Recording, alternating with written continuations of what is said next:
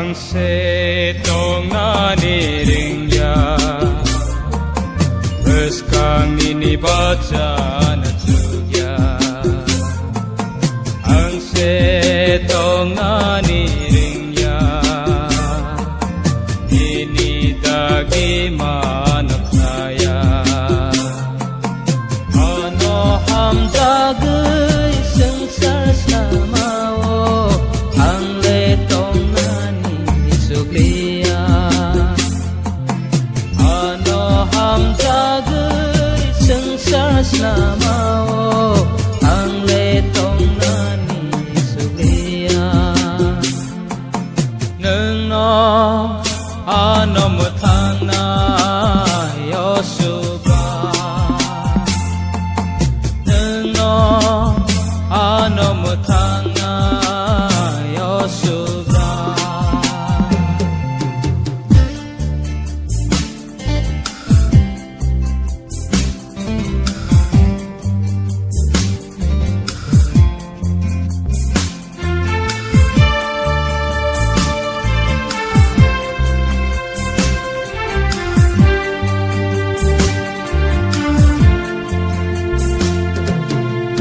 Sarni tong mung no bere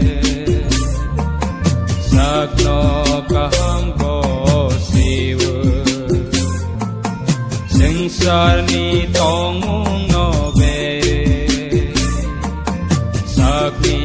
musung tui tong ge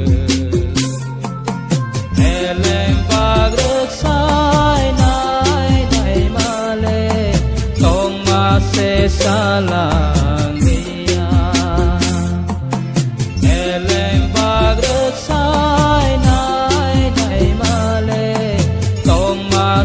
salang niya Nung no ano mutang na yosuga Nung no ano mutang na yosuga Rangsangi o hanole Senam ka kok thai ba